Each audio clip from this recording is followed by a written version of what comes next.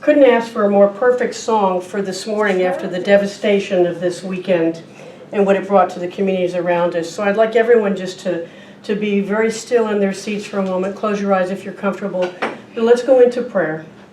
Let us know that there is only one God, and God is everywhere present. And each of us and each of those that we know and love and those in all of our communities are part of this one. And so what I know for everyone present here, as well as all of the surrounding communities, everyone that has been devastated by this disastrous rainstorm that we have had, I know for them health and safety and well-being and receiving all the care and guidance that they need. I know that each of us reaches out in our own minds and hearts, sending love and healing powers to all of those that have been affected by these storms. I know that the resources that are available and necessary are here and now with all of these communities, making them whole. And so I know that as I release my word to law in complete gratitude, knowing that the mind of God is always in action, I know that all is well. I release, I let go, and I let it be so. As together we affirm, and so it is, amen. For those of you who don't know, I know everybody here, I think, but my name is Kathy McNamara, and my message title today is a little strange, I guess. The title of my message is Religion, Church, or question mark. And I came up with, Diane is already laughing with me. So last year I attended a workshop with Reverend Chad, I think his name is Grosvenor, from Big Unity. And it was a workshop on focus ministry. And one of the things that came up was, do we as Unity identify as a church or a spiritual center? And there was a lot of discussion in our group about this. There was about 30 of us in the group, and there was a lot of discussion. Now, I tend to be a little bit like Alice and go down the rabbit hole, which is probably why I need to tape or tie 2x4s to my feet to keep me from falling in that hole sometime, because I like to go into, analysis paralysis, they call it, right? So I got to thinking about this, and I thought, well, how do we define these things? How do we define religion? And I realized, as many of you will who have ever gone in a Google search, and you will get as many definitions as search engines that you look through, right? However many sites you come up with, you're going to find a new definition. But I came up with religion is a personal set or institutionalized system of beliefs and practices, dogma and doctrine. So that immediately brought back that Catholic background I had, because you want to talk about doctrine and dogma. You look in the Catholic Church, right? Then it was like, well, what's a church? Well, a church was defined as a public place of worship, usually for people of the Christian religion. I said, okay. So I got to thinking about this more and more. Church or spiritual center? I came from the Centers for Spiritual Living. Well, I got to thinking about this and remembered some Bible quotes that really came forward. And the one that really set well with me and brought this to mind was when Jesus was talking to Simon Peter. And he said to him, "Thou art Peter, and upon this rock I will build my church." And we've all heard this before, right? Upon this rock I will build my church. Well, he said that because the name Peter comes from a Greek origin meaning rock. But I don't think Jesus had any intention of Peter going out and constructing massive buildings in which to worship. And I looked a little further, and what Jesus was referring to with Peter was, "Thou art Peter, upon this rock you will build communities. You will build communities of like-minded people who will follow my teachings and my example." And then the rock hit me over the head and went, well, yeah.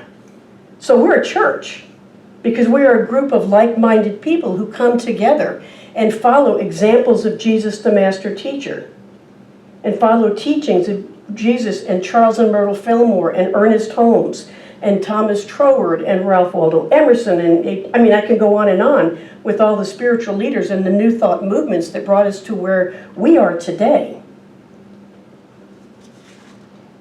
The founders of Unity, Charles and Myrtle Fillmore, never ever intended for this to become a religion. You know that? They never expected unity to come to being as a religion or a church. They wanted it to be a philosophy, a way of life that we all subscribe to, and we all try and live by these standards.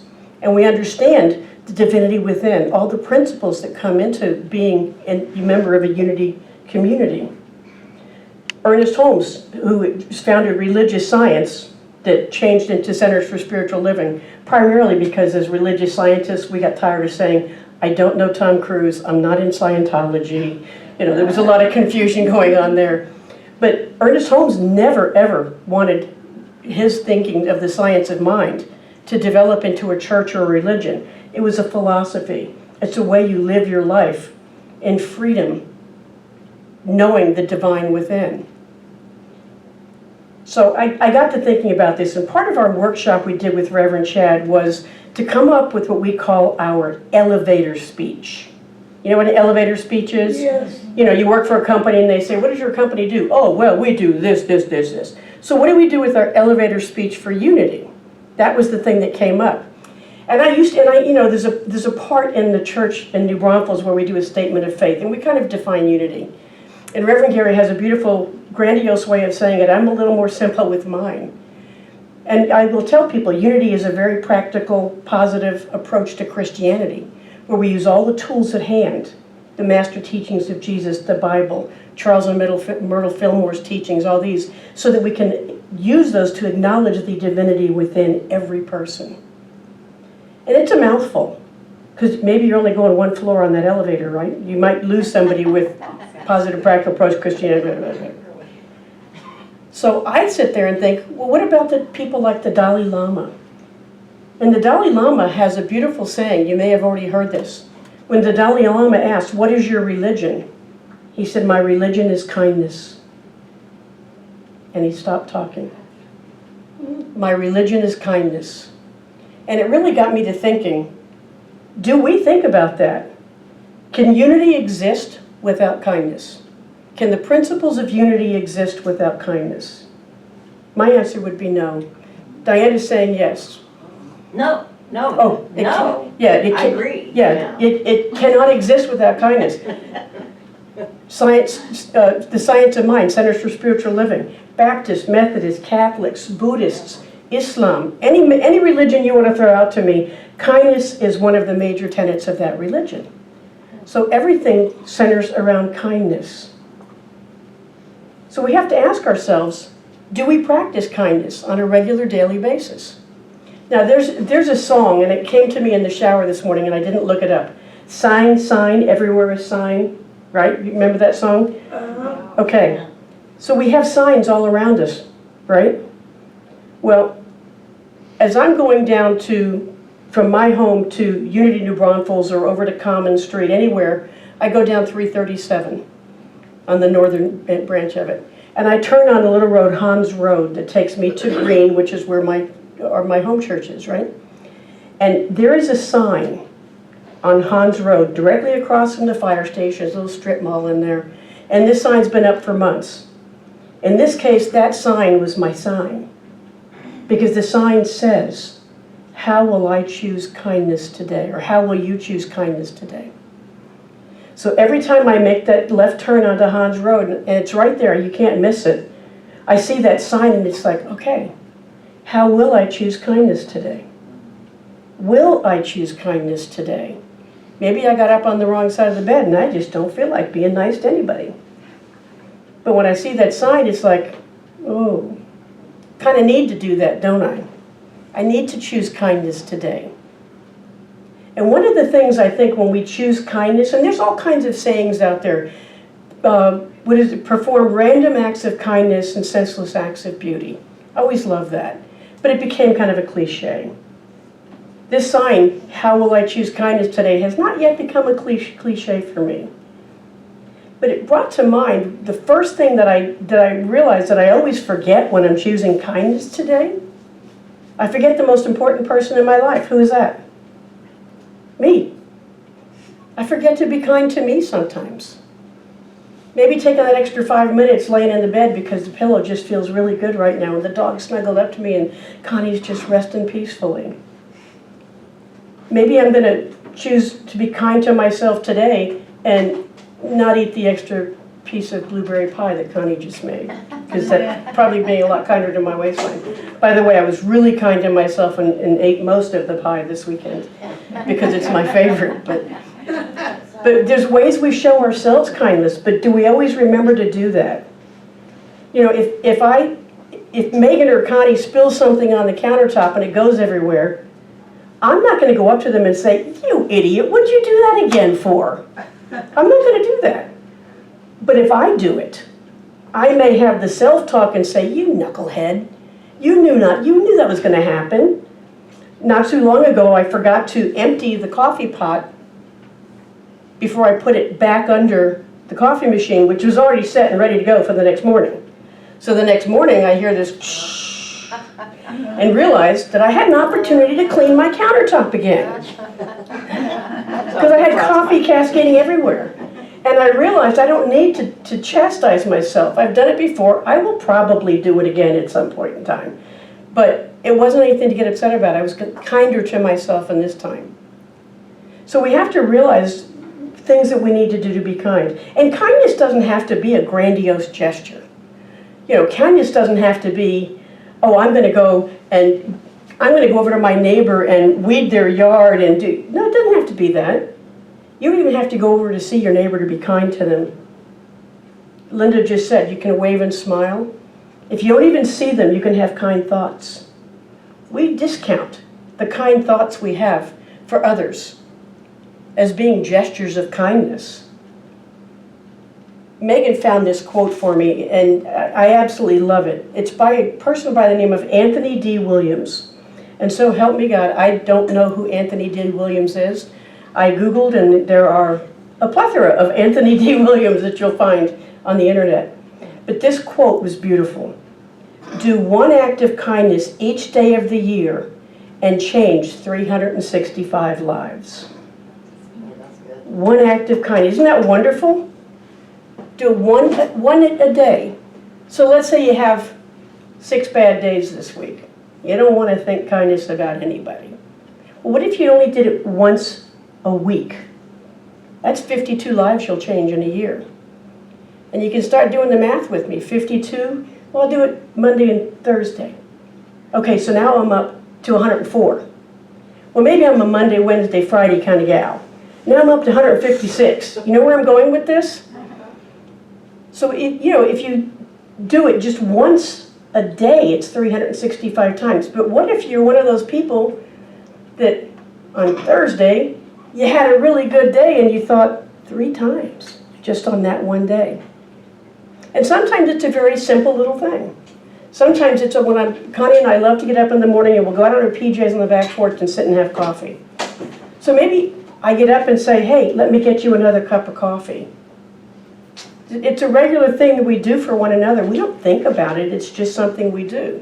But it's an act of kindness. Now I want you to think of this on a little bit more of we'll call it a local, global scale. If you did something every day for a month, how many we have in this room right now? 6, 12, 13 of us. If each of us tomorrow had a positive thought about something or someone, just one, that's 13 positive thoughts, positive acts of kindness. Now multiply that by 10 or 20 or 100. When you start putting that type of positive energy out into the universe, something has to give. Something has to happen. And I firmly believe this. And it's not something that we may ever even really see in our lifetimes. But I really do believe that that type of positive energy negates the negative. It cancels it out. And the more and more that we do that, the better off we are. There's a beautiful woman in my congregation, New Braunfels. I think some of you might know her. Her name is Candace Southmaid. Angie knows Candace. Candace is beautiful. And she told me the story of the magic pitcher. Now you may have already heard this before, but it's a beautiful story. Baucis and Philemon, Baucis is the wife and Philemon, were an old couple that lived away from a village, but they were very, very poor. They were literally almost destitute. They had one cow, they were able to grow a few vegetables and maybe some grapes. But where the village was used to be a big lake, and it was now all overgrown with a village. And the villagers were not kind people. They did not welcome strangers. The kids were mean. Everybody in that area just wasn't good. But Philemon and Baucus were beautiful people. And any travelers that would come by their home, they would openly welcome, open arms, come sit on the bench, let us get you some food. And they may only have a few slices of bread and a little bit of milk in their pitcher from the cow, but they readily and generously gave it to their visitors. And one day these two men came walking up, and they had been chased by the children and the dogs in the village, and the villagers had been very unwelcoming, and they looked very haggard.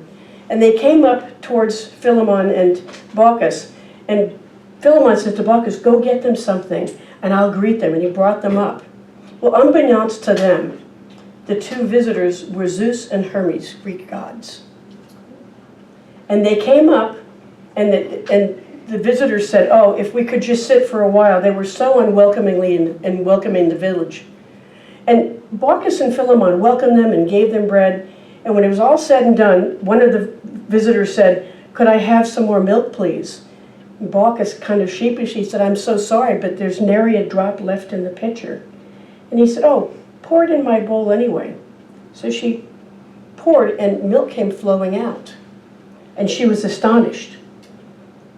And the bread multiplied on the plate, and it was fresh and warm. And the husband and wife were just taken aback by this. And the milk kept pouring. And they finally revealed to them, because of your kindness, you are being rewarded. And they walked them down to the gate of their property. When they turned around, the lake, which was a dry lake bed, was now filled with water.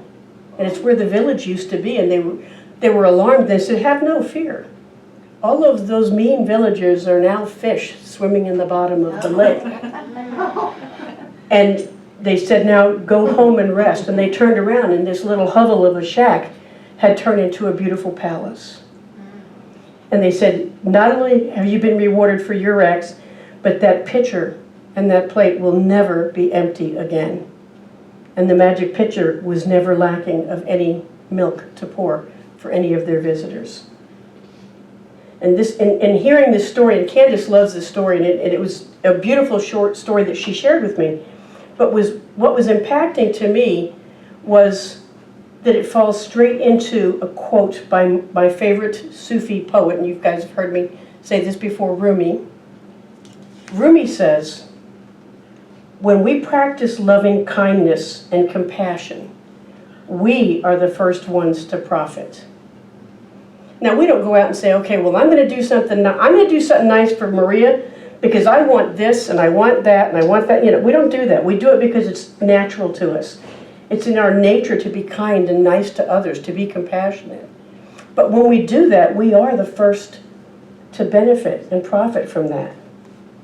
And I don't think we realize, I don't think we take that into our consciousness that often. Excuse me. That we do benefit when we give to others.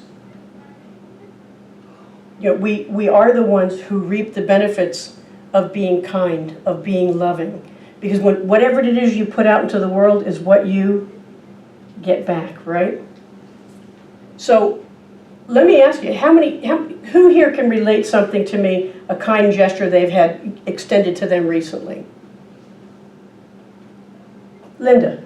My grandson called me and said, I have a day off on Thursday. May I come and help you with some project around the house? And he worked like an indentured servant for most of the day. And then when he left, I hadn't seen this, and he cleaned off my gutters with his power washer and stuff.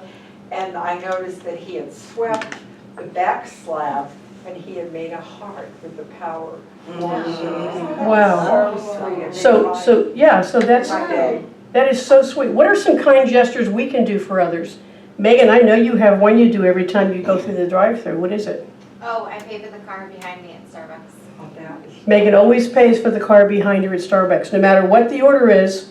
It can be 1 cup of coffee, it could be 10 cups of coffee and breakfast for everybody. Megan always pays for the car behind her. It's just that paying it forward that she always does. That's cool. Yeah. Paying it backward. Paying it backward, yeah. What are some of the other things or gestures that we've had that we've seen that benefited us? Anybody? Well, I have a friend and she's always giving things away. So I'm pretty much the beneficiary of a lot of things Me too. that I might call valuable and I wouldn't throw away. So I'm always happy with that. There you go. And I always have employment. There you go. Yeah, Carol lives to fix things, as I recall. Yeah. Yeah, she likes to fix things. Maria? Yes, the gentleman that mows my yard was having problems getting workers to help him do the job. And so after a while, my neighbor across the street, my weeds were about over a foot tall on my front yard. So my son came to visit, and then when we returned from having lunch, my yard had been mowed. And I wonder, I thought, oh, maybe the man came, but he didn't finish, so he's gonna come back later. Well, it ended up that it was my neighbor across the street that took care of my yard. Wow. So I had, So when you least expect it. yes, I had made some, my son loves my flour tortillas. I'm not bragging about it, but he loves them. And so I had made some for him to take home with him. He lives in Cedar Park. And so I thought, well, how could I thank this man? So I made some more flour tortillas. I had never done, made tortillas twice in a day, so I took some to him, so because I was so thankful.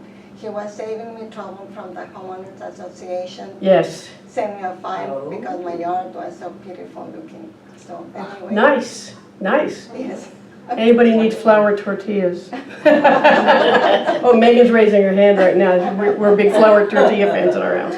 So there are random acts of kindness that happen. That was a random act of kindness. Diane? Just walking into the hotel this morning, I just am feeling all the sadness inside, you know, but also hope and stuff. And when I was walking inside, there was a woman walking out with the biggest smile on her face. And I just thought, that is beautiful, you know? Because I'm thinking in the midst of all this tragedy, you know, death and life. Yeah. How difficult things are right now. But she had this huge smile on her face, and I thought, that is so cute and sweet and kind and everything. You know, well, we do have a lot of things that are going on. We have things politically, we have things globally with wars, we have this devastation that just happened as a result of the flash floods and the loss of life. And yet, on the way up here, as we're talking about it and looking at things Megan said, but isn't it amazing how people always come together? Yeah. Isn't it amazing how people always come together when there is things like this? And it is, we all come together. And there is hope. You know, where there is loss, there is always hope on the other side of that. Where there is fear, there's always faith. So I can't help me. I sit and read the news and stuff. I don't absorb it. I read it and I let it go. Because I want to be informed, but I don't want to be outrageously upset about it that goes by. Because if you look at the history of the world, let alone our country, we've had ups and downs. We've had world wars that came out into peaceful situations. So there is a part of me that says, and this too shall pass. If Jesus could say, this too shall pass, with all the devastation in his existence, in his life, we can do the same. We can follow that example and say, and this too shall pass. So I have an affirmation I would like you to repeat with me. I'm going to do it in two parts so we can do it because I didn't give it to you in writing. I practice kindness each day. I practice kindness each day in everything I do and say. In everything I do and say. Let's do it again. I practice kindness each day in everything I do and say. So I've got 3 personal challenges for you here. Number 1, I want you to think about this throughout the ensuing days. How will you define your religion? Because I may have a definition or what I think my religion is or what I think unity is, but there should be as many different opinions of that as there are people in this room right now. Because To me, religion, church, theory, philosophy, it's very personal. It should be yours. It shouldn't be mine. It shouldn't be Reverend Gary or Reverend Paula or anybody else. It should be yours. It should be what works for you. And the beauty of any New Thought teaching is we don't have to accept every single thing as being true for us. We accept the things into our lives that resonate with us, and we move forward from that point. And the next is, I'd like you to express yourself with kindness each day. If you live alone and you know that you're not going to come in contact with anybody all day long, you can still express kindness in your own way. And the last is to think about it and identify how being kind has helped shape your life. How your being kind with others has helped shape your life. How others being kind to you has helped shape your life. Because that's when you're going to determine religion, church, question mark. I think we fall into that question mark part, right? That's my message. My religion is kindness. I love you. Thank you. Namaste. Before we go into our meditation, I've asked Carol to do this song, if you will, that she does about the Dalai Lama.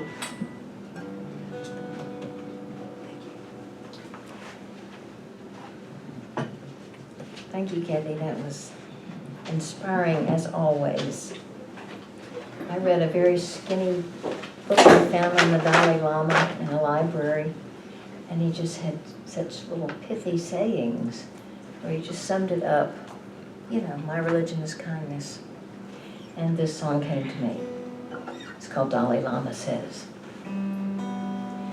Dalai Lama says, anger is very negative.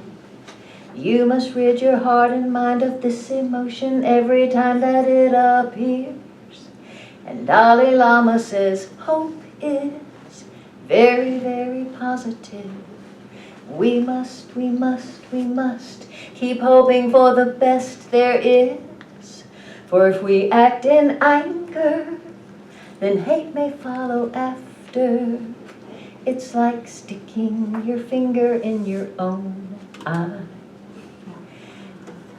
And Dalai Lama says, killing is very negative.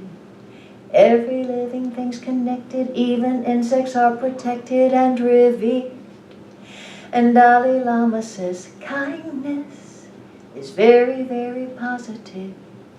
We must treat living things with kindness here. For if we kill nature, then how will we be nurtured? It's like sticking your finger in your own eye. And Dalai Lama says, hope is very, very positive. Wow. Do you know that today is the Dalai Lama's 90th birthday?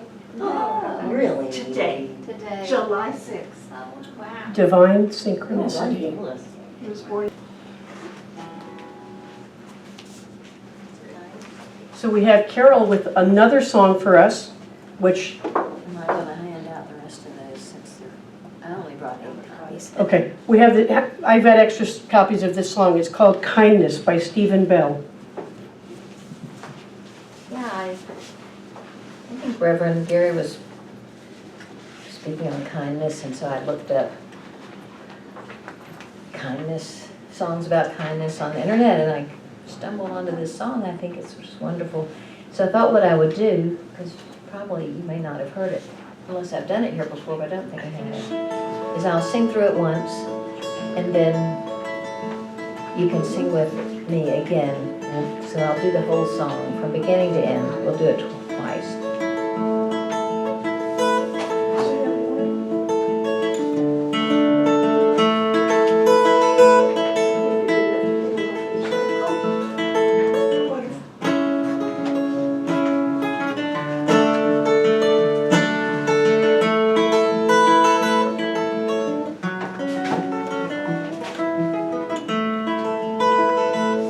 Christ has no body, here but ours.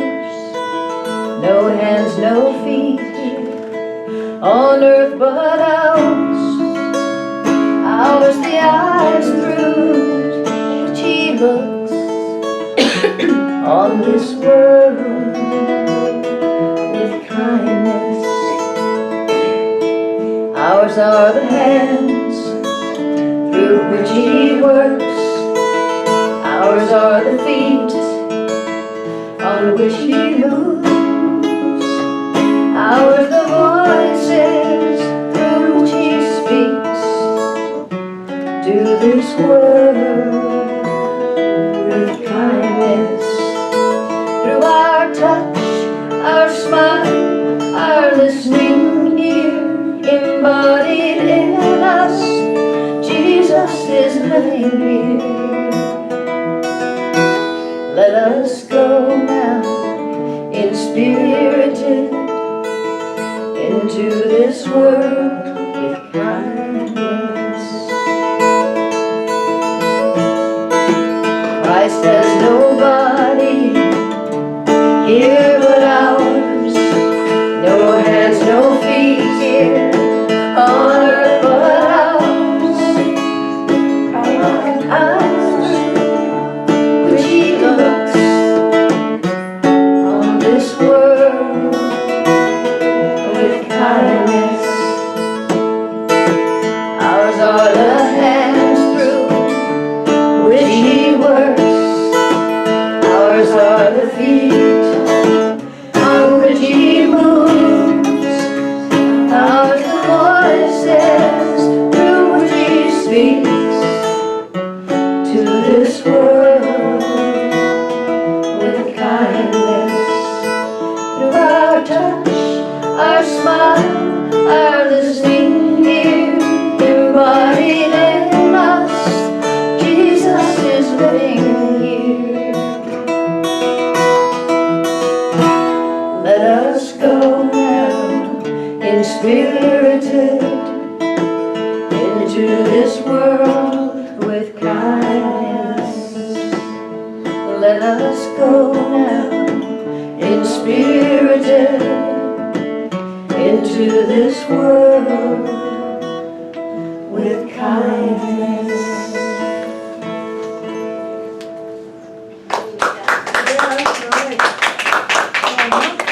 And you can always look him up on the internet and sing along the song at home. I did that yesterday because I wasn't familiar with this song. So, oh, this is a beautiful song. And again, and I will say this every time I'm here with whatever musician, but most especially with my dear Carol Elliott, my talks are nothing without the music that supports it. I mean, and I gave her the title of my talk and a brief premise, and we kind of spoke a couple of weeks ago and kind of gave her an idea about what I was going to speak, and then she came up with music that completely lifts my talk and lifts us into kindness. So I appreciate that so much, and obviously it's always a big treat to have Carol with us because she's such a phenomenal talent and such a beautiful song. So now we're going to gather together and sing our song, our peace song. Ready? Circle up.